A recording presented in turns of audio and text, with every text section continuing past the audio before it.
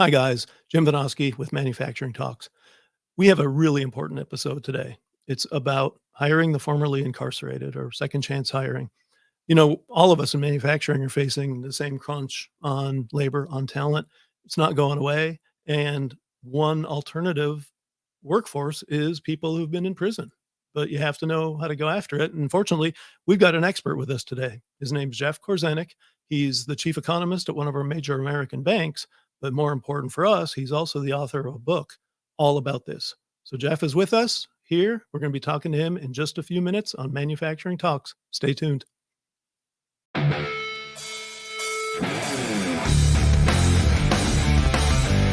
Welcome to Manufacturing Talks with Jim Vinosky.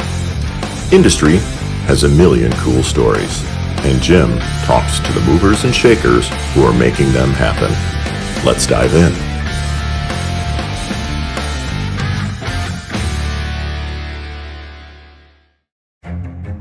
PYS Media, your digital media relations agency.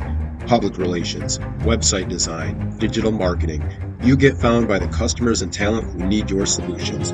You get media placements in top publications, the best job candidates coming to your website, a digital presence that gets you found by the right people. Call 616-298-8798 to get started today. All right. Welcome back to the show. This is Manufacturing Talks. I'm Jim Vinosky, your host. As always, thanks to our sponsor, DYS Media. And we have an important show today. Not that all of them aren't important, but this one's especially important. I've got with me Jeffrey Korzenik. He is chief economist and author. Welcome, Jeffrey. Thank you. Great to be with you and your viewers and listeners. Well, and so it's wonderful to have you with us. Jeffrey, I mentioned, is author, and he is author of this particular book, which is kind of tough to see because I've got it on my Kindle. But Untapped Talent, how second chance hiring works for your business. Allow me to shamelessly. Oh, beautiful. I should have known you'd have one there. It's a wonderful book, and it talks about second chance hiring, so hiring the formerly incarcerated. And before we dive into that subject, Jeff, tell us about who you are and how you got doing this advocacy. Sure. I'm a 35 plus year Wall Street veteran who works as a chief economist for a $200 billion bank. But I have this second life, related life, as an advocate for businesses to hire people with criminal records and talk about it purely on economic terms, not the moral terms. This has to stand alone in business terms. And that's the model that I share from successful employers. Yeah, and that's wonderful. I mean, obviously, you can talk about all the different cases that you can make around this subject. You know, to me, when I first got introduced to it back a little over 2 years ago, what struck me is we've got this population, and it's a big population, who in the past we basically said, you screwed up, and now we're not giving you a way back in. Yeah. I mean, life sentences should only be reserved for people who are given life sentences by courts. And we have de facto life sentences for people who commit even pretty minor infractions and have paid their dues. Right. So tell us, what is it that got you into this? And I mean, obviously there's a lot of good causes out there. Why this one? It was a business and economic proposition, but 10 years ago, a little over 10 years ago now, a big topic among economists was, why are we missing so many people from the labor force, particularly men, particularly young men? And economists just kind of shrugged their shoulders and said, okay, that's the new number to put in, a low labor force participation rate. And I wanted to know why. And I would go around as part of my role and meet with CEOs, typically of mid-sized companies, sometimes Fortune 500 companies, in these group meetings. New York Times even sent one of their reporters to one of these meetings, and we'd have discussions. And one thing that kept coming up was the impact drugs were having, particularly in the manufacturing sector, on reducing the workforce. You know, for workplace safety, you obviously need a drug-free environment, and it was hard to find applicants who could pass a drug test. And I had this one, epiphany in 2013 when I was in Lexington, Kentucky at a breakfast. And the drug issue came up again. And I said, so what is it, pot? And everyone looked at me like I was crazy and said, pills. And at that point, 2013, if you didn't live in Kentucky or West Virginia or Ohio, you really didn't know about the opioid epidemic. Right. And as I started to research the numbers, I came to the conclusion that this was more than just a social tragedy that was, horribly measured in overdose deaths, but it was a much bigger workforce and macroeconomic issue. And once your eyes are open to the way that social issues can be actually economic issues, I came to the conclusion, and I was very fortunate, the late Alan Kruger, a very prominent economist, had done some work that kind of affirmed what my conclusion was, that social ills were the reason our labor force participation rate was so low, long-term unemployment, the opioid epidemic, and then justice involvement. Yep. And they're interconnected, right? Long-term unemployment leads to despair. People self-medicate, get hooked on opioids. If you're in full-blown opioid, addict, what we think of as an addict, abuse disorder, you are going to have an interaction with the criminal justice system. Mm-hmm. And then this becomes like a lifelong sentence and a barrier to employment. And so I backed in as to understanding the problem purely from economics. And then I put that together with, I've always been interested in demographics. And I kind of marked my calendar decades ago with the date the baby boomers would start to retire, because I knew that was going to be a challenge for the labor force. And so I thought, well, how do we get people back in the labor force to solve our coming labor shortage? And then, frankly, by accident, I started coming across employers who had figured out how to tackle this vast talent opportunity, find people who are ready to turn their lives around and committed to do so, and then give them the tools they needed to thrive. Right. And I started collecting those companies and their stories, and I meet people in different industries, different states, didn't know each other, and I realized they all had the same model. Mm-hmm. So I started spreading that model, and the book is the culmination of that effort. Wonderful. Now, you mentioned something that I've actually talked about pretty routinely on this show, and that is how this current labor crunch isn't going away because of that demographic problem. So talk more about that. I do economic presentations all over the country. I was just in Fort Lauderdale yesterday, and there's every presentation I've done, I do about 75 a year, includes a chart of the fertility rate of the United States. And I share with audiences, I think it's the most important chart of any economic presentation anywhere. Yep. And it shows that, say, in 1960, the tail end of the baby boom generation, we were having 3.6 children per woman. That was our fertility rate, 3.6. Mm-hmm. That fueled great growth in the 80s and 90s, because those baby boomers were coming of age, getting into the labor force, getting more productive, and that fuels great growth. But after the baby boom generation, our fertility fell off the cliff. Yep. And today, our fertility rate is about 1.6. And it's worth noting that to replace your native-born population, you need 2.1. You need to replace mm-hmm. the mother and the father. That's 2.1, an allowance for infant mortality. And so what has saved us in the past has been immigration. But at this low fertility rate, we are doomed to become another one of those countries. China just joined the list that actually their population is shrinking. Right. And this in of itself doesn't cause a labor shortage. It causes slower economic growth. But when you think about how fertility fell off the cliff, it means that the baby boom generations are exiting the workforce. They used to be both consumers and producers. Now they're just consumers.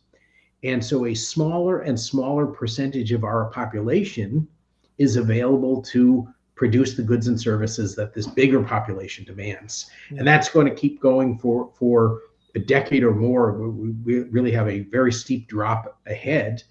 And it was accelerated by the pandemic, of course. Mm-hmm. Right. But that means that this labor shortage is structural in nature. It is something completely different. And the message to employers is, what worked for you in terms of talent acquisition and retention over the last 40 or 50 years isn't going to work going forward. You have Yeah. to react to this. Yep. Yeah. And those of us in my world of manufacturing, unless we're really oblivious to the reality of our workforce, we're all seeing it because we're seeing these older, very skilled, very talented employees who've carried us literally for decades are now exiting. They're now retiring. And it's particularly painful in manufacturing because you're missing a decade of workers, right? Right. So when manufacturing kind of offshored and was just decimated in the United States from, let's call it 2000 to 2010, every parent told their children, don't go into manufacturing. Right. And Yep. I still fight the battle, carry the flag, the banner for manufacturing. I And still thank come you for across, that. particularly, academics who are like, oh no, manufacturing is going away. It is not going away. It's a No. really important component to our economy. It's a great opportunity for growth. It's a great opportunity for people who don't go on to college or don't go to advanced degrees. They get very educated in their field, but it's a non-traditional path, and a great pathway to the middle class and lowering income inequality. There's so much that manufacturing does for us. And yet we still have pockets of policymakers who think it's going away. Right. Yep. And so you had, the generation that's retiring now has been in. You have newer people who are entering, but the middle generation just doesn't exist. Yep. Or is very, very, or is too small because of all those parents who told their kids, don't go into manufacturing. Yep. And so your book covers a very good way to help fill that gap. And you talk about manufacturing being particularly suited to helping bring people back from incarceration into society and being productive citizens. So talk more about why manufacturing is such a good fit for that. So when you think of some of the objections that employers have, or some of the worries or concerns, manufacturing just doesn't have the same level of perceived risk. And I have to emphasize that perceived. So, employees generally aren't handling money. So you're not worried about theft and fraud in that sense. Employees aren't customer facing in most cases. So you're not worried about reputation risk. What's the risk of a bad interaction with a customer and that causing all sorts of problems? So they take that off the table. And then the final part I think is important is we have a high recidivism rate in the United States. A lot of people who exit prisons, which is only a subset of people with criminal records, go back. But a large reason they go back is because they can't get sustainable employment. And one of the many great aspects of manufacturing is that it has a lot of very livable wages available, and a lot of middle skilled roles that don't require an advanced degree. It's not being a doctor or an engineer, but things you can train in 2-year programs with community colleges or 6-month apprenticeships. And there's a lot of roles that will get people up to a very affordable lifestyle very quickly. And so manufacturing is first of all where you're seeing probably some of the very best companies that have adopted this. And it's for those same reasons. As an industry, it's probably been a little bit more friendly to the idea even before the labor crunch. Right. Yep. Yeah. And I should mention, I got kind of a short-term education when I wrote an article about this a couple of years ago. Your book, though, goes into great detail about really what it takes. And for example, you talked to one of the guys I talked to, Lloyd Martin, down at CKS Packaging in Atlanta. And Lloyd did a great job with the brief time we had together, educating me on some of the particulars that they had to go through to make this work. You talk about the true second chance model. I think, spells it out really well, what the expectations for doing this right would be. Can you tell us about that?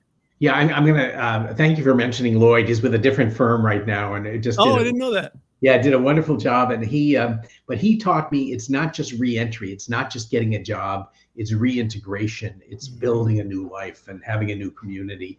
And one of the aspects of second chance hiring is there are a lot of ways to do it the wrong way, ways that don't work for employers. to do it the right way, you have to follow a model that I dubbed this the true second chance model. And that's one where you have a process for looking at this population. And let's size it for a sec.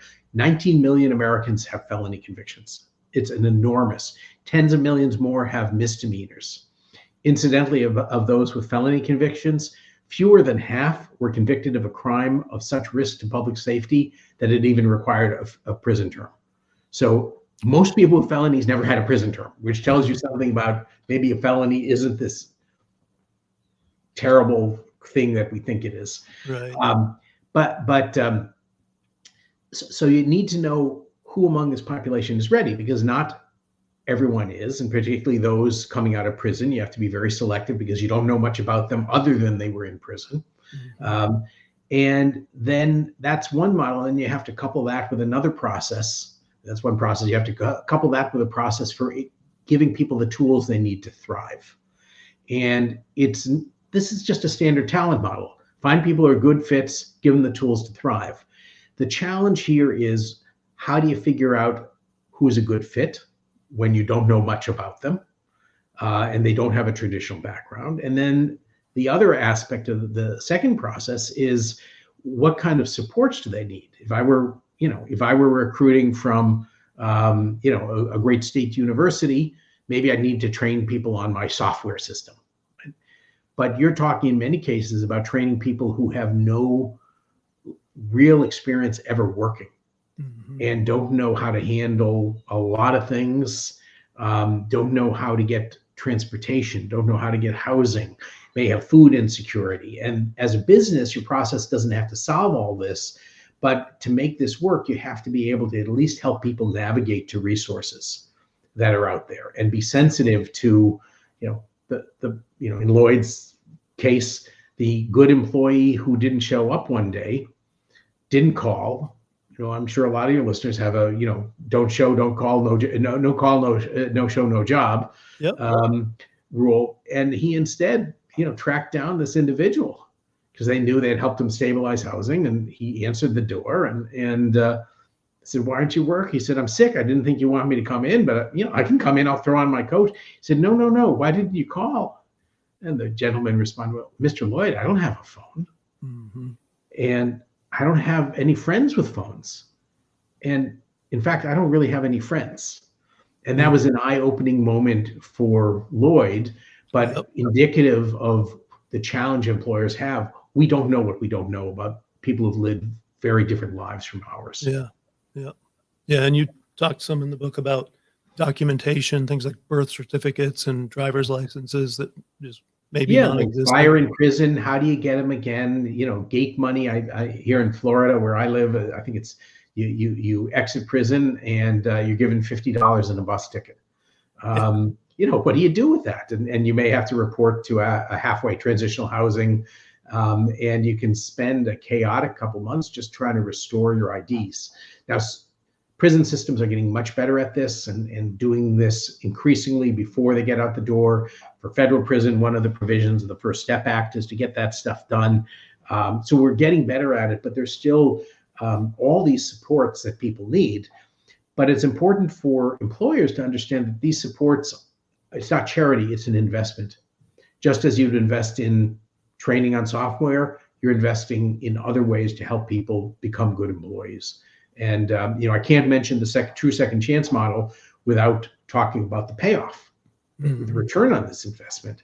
And it is when you find people who are ready to turn their life around and you give them an opportunity to succeed and the tools to succeed, they become incredibly loyal and energized employees, dedicated employees. And that combination of people who care about their job, want to do a good job, and stick with you, that's a recipe for productivity, and which is a recipe for high profitability. So low turnover expenses, high productivity, all of those things. And that's the reason this is a business proposition that works.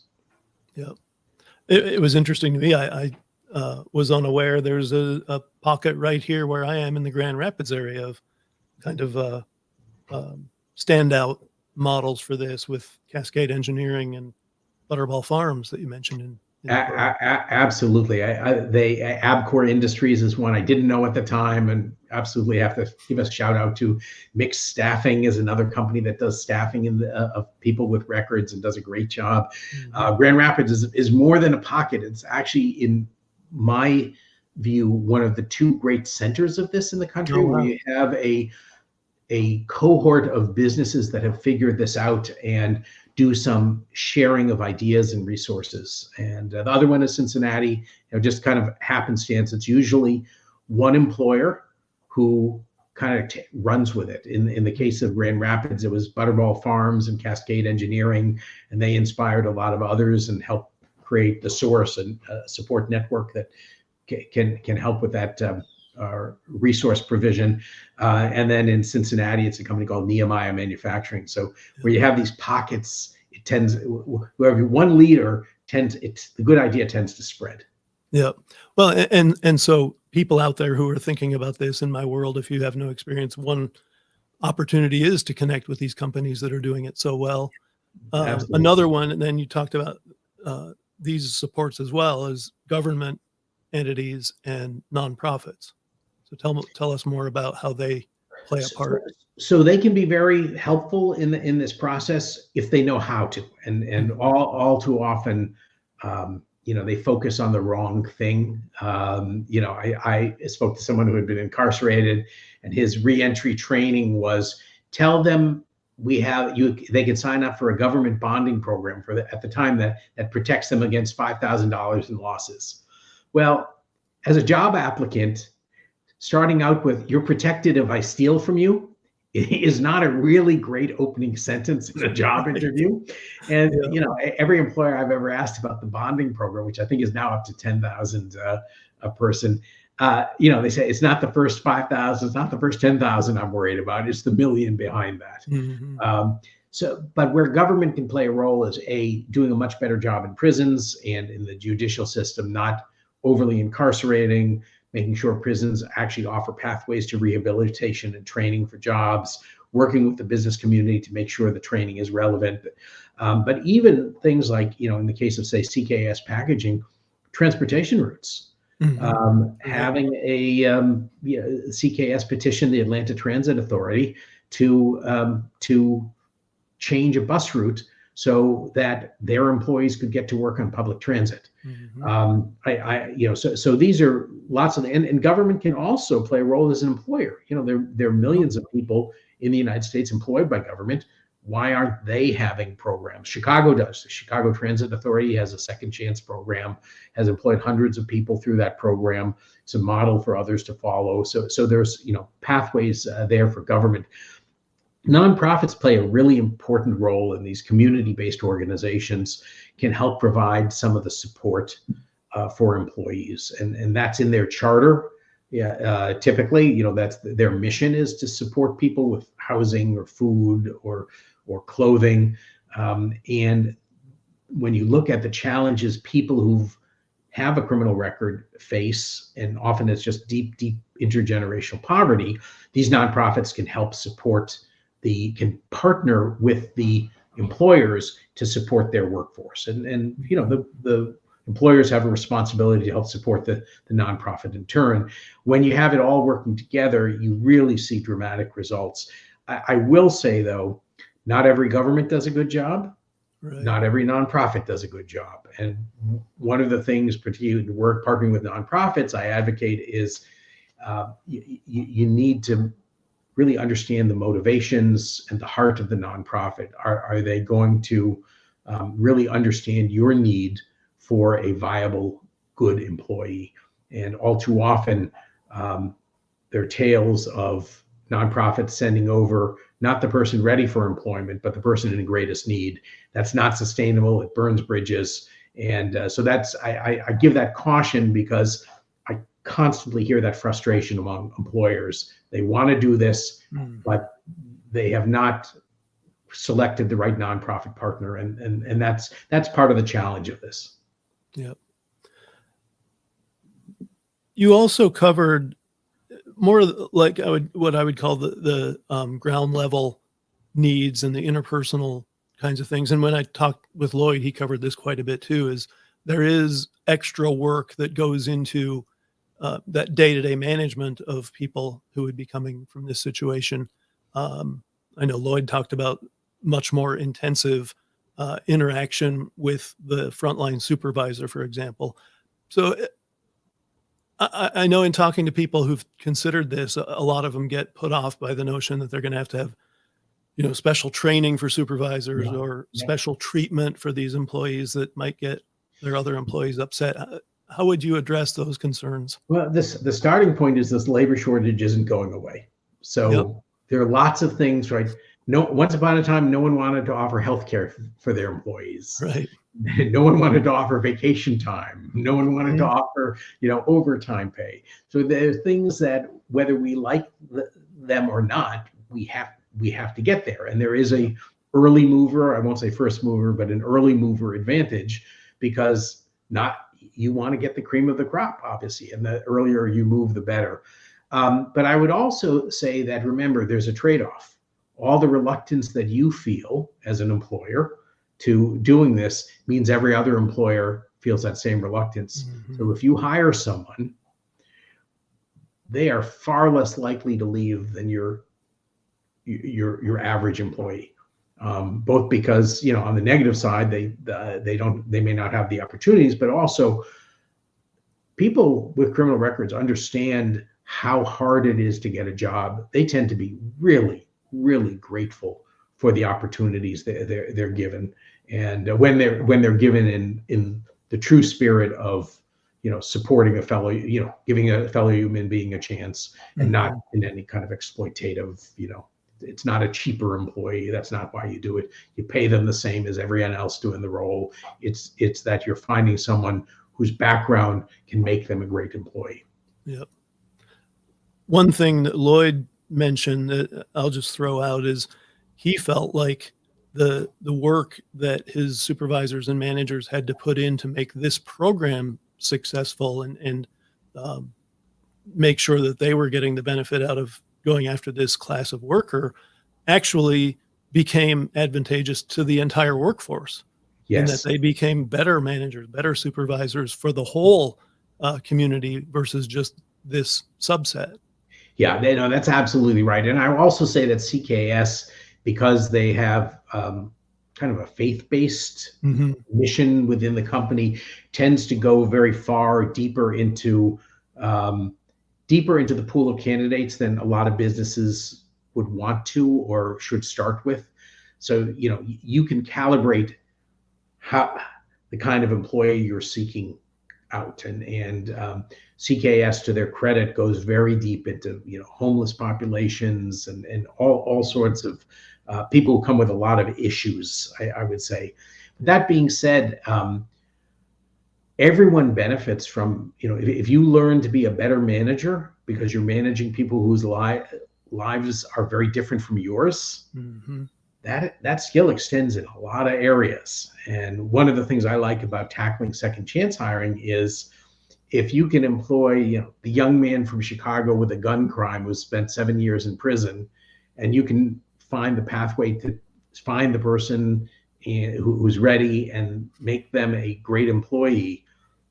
Hiring refugees, asylum seekers, people who are coming back from raising kids or taking care of parents, veterans, all that's a piece of cake after this. Right. And Yeah. so it stretches your managers in very productive ways. Mhm. And there are ways to do this. There's I'll give a shout out to Shaw Industries, the big carpet flooring manufacturer, and they've started pilot programs that are working really well. And they realized, not just do you need the support of the CEO, you need the implementers to be trained. So the people who are doing background checks and all that, they went to training with a cohort-based program at the time run by Dave's Killer Bread Foundation, another second chance employer. But then they realized, how do we get our supervisors up to speed? How do we include the PR, the marketing people, the regional sales reps, because they all might get questions about this. How do we educate them? And so they created an advisory committee, and I'm very proud to say they made the advisory committee read my book, or they'll take chapters of the book, and they say, let's talk about this chapter this week. Yep. and as a way to educate people. And that was the intent, by the way, of the book, was to be not just a how-to guide, but to Right. give business leaders the context for understanding how can we possibly be in this place with 19 million Americans? What do we know about them? What do we know about our justice system? And what do we know about what it's like to come out of a prison and come back? And so I have a whole chapter on that process, and that kind of thing helps people put this in context. Right. And they are, to your point, they're better managers for it. And some of the support networks that are provided through many of these companies, life coaches, things like that, benefit all the employees, whether they have a record or not. And so there's a lot of broader good that comes out of this. Yep. You mentioned, I think, a couple of times in the book about think back in your own background and some of the things that people are getting arrested for. You know, every one of us could be these people. Absolutely. And you know, it's, I don't like to be overly harsh of our criminal justice system. I'm not, you know, there are people who believe it's part of a conspiracy. They call it the criminal legal system. And I like it. You know, it's a lot of good people trying to do the right thing, but some unfortunate incentives built in to get as many felony convictions as you could. And that caused some, you know, many problems. The plea bargaining system, where 95% of cases are plea bargained and people are strongly incented to say they're guilty when they probably could have fought it more effectively, but they don't know better. And or they couldn't afford it. Or they couldn't afford it, or they need to get home, right? They're held in pretrial detention, and you know, and they need to get home. And so all of these things have really given us a justice system that I think people have to have a deep, particularly those of us in the business community who don't normally think about it. This is how we're treating our present and future workforce. We probably need to understand it a little bit better, because in a labor short environment, we can't waste talent, and the justice system wastes a lot of talent unintentionally. And lives, you know, that's the bigger thing. Yeah, no, I you know, it's funny. I mentioned, you know, I love this phrase called Hanlon's razor, which is a saying that says, you know, never ascribe to malice that which can be adequately explained by stupidity. And so I don't think we have a malicious justice system. We just have a stupid one, because it doesn't promote public safety. It doesn't promote rehabilitation in the ways that it should. And it certainly doesn't help the economy. Yeah.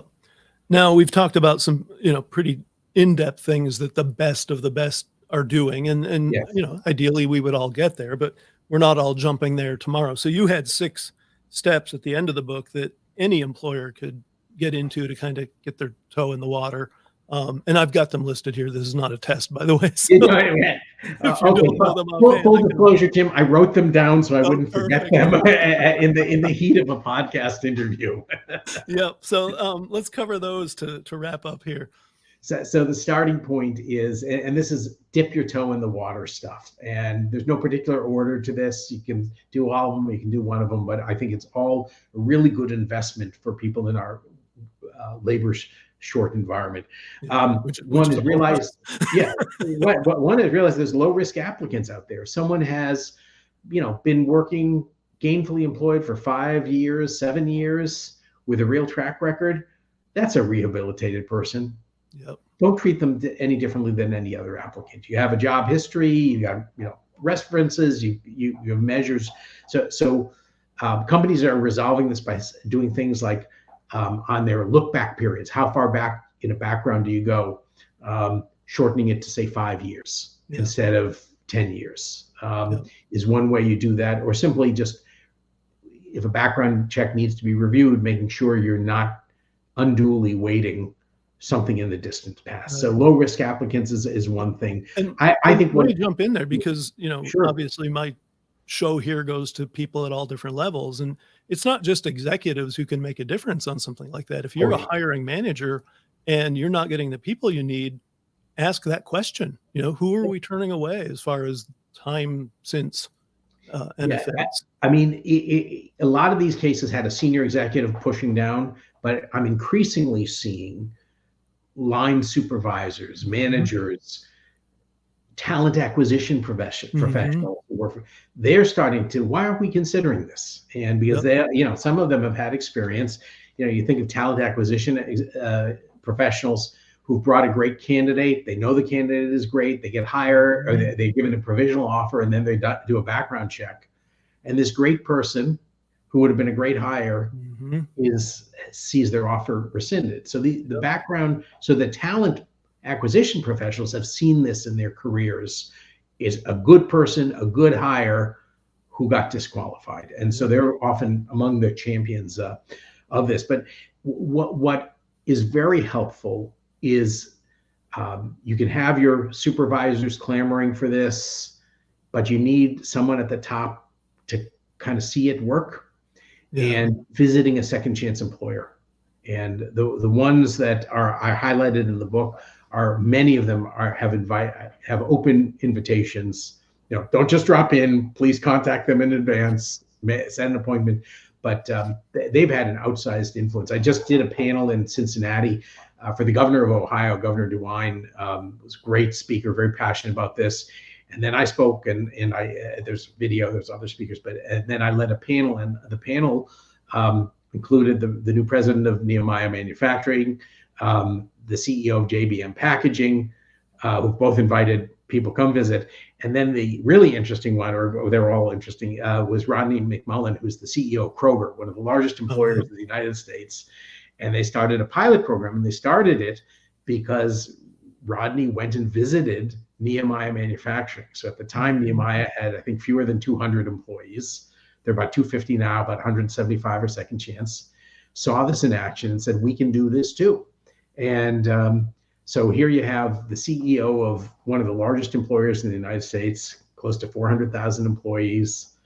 If they successfully complete their pending acquisition, there'll be 600,000 plus employees. He got inspired by a small company in Cincinnati that opened its doors. So that's good. Visiting community-based partners that are in this, seeing, how could we work together? Again, you probably want to visit more than one. Mhm.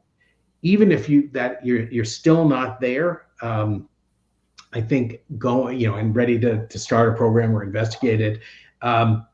Removing vendor restrictions. This is Mhm. commonly, I've had a lot of, say, IBEW, the Electrical Workers Union, have shared with me that they have very highly trained electrical workers who they can't send to certain job sites, hospitals, Mhm. Right. universities, because there are restrictions. And often those restrictions are overly broad. Someone with a polka dot tie made a mistake, so now we don't hire people with polka dot ties. And they'll all claim to have an appeal process, but Mhm. what vendor wants to use up that chit, for that? Yeah. So Yep. they remove some of those de facto vendor restrictions. I think it's worth educating yourself about the criminal justice system. So I talk about know your felony. So Mhm. if you get a background check that has a felony conviction, look into it. Ask the person what happened, and it may not be what you think. I cite the example. This is a real example in New York City. A young woman was out on a date, and she had fake IDs. She was caught with fake IDs in New York State. This is post 9/11 anti-terrorism measure. 2 fake IDs with intent to defraud. Like getting a glass of wine when you're underage. She was charged with a felony. Yeah. And only because a friend of mine heard about this and intervened was that, felony dismissed. But there are people who she would have pled yes, she would have pled guilty. Right. And so understand what actually happened. And then the final one is, as an employer, you may well have someone on your staff who has a conviction that would otherwise disqualify them, but who's been on your staff for 5, 10, 20 years. Offer amnesty. Mhm. I have a friend in Chicago. He has a conviction and incarceration that goes back probably about 30 years. When he joined this company, he rebuilt his life. He joined this company, and he's a superstar. He's one of their top salespeople, makes well into the 6 figures, and they like him. He's also just a very personable, delightful guy, and he lives in fear every day that this conviction will be uncovered. He didn't even lie in his application. He just left it. It was a paper application. Then Mhm. you have a conviction. Yes, no, he left it blank. He didn't want to lie. He just left it blank.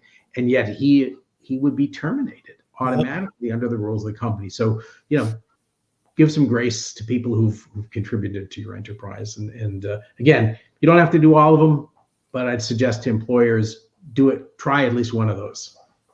Excellent. Yeah, that's great advice. And to your point, the problem is not going away. That's right. That's right. This is, it doesn't matter how you feel about this, the politics of this. It's just a practical business matter. For sure. Yep. Excellent. Any last thoughts before we wrap up, Jeff?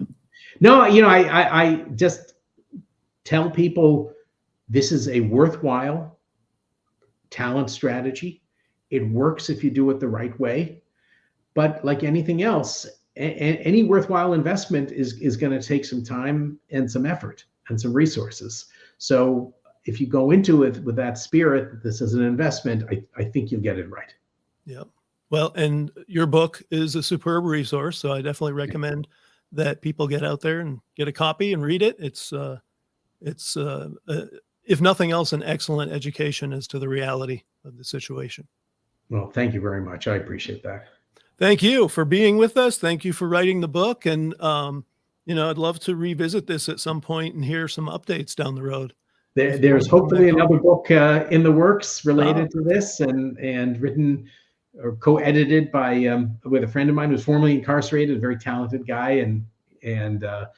So I think that'll be a whole other take on this and some very practical examples that would be of value to your audience. Excellent. And when is that coming out? Do you know? We're ways away, probably not this year. I'm hoping 2025.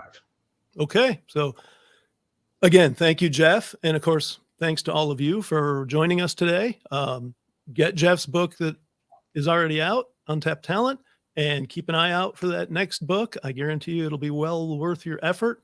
And put your comments down below on your thoughts about this. Especially if you're involved in this kind of thing and doing this work, put your comments in there and let people know how it's going for you. We're here every Tuesday. I can't promise every episode is going to be as important as this one, but they're all going to be important. So again, thanks, Jeff. Thanks to all of you. Thanks so much. So long.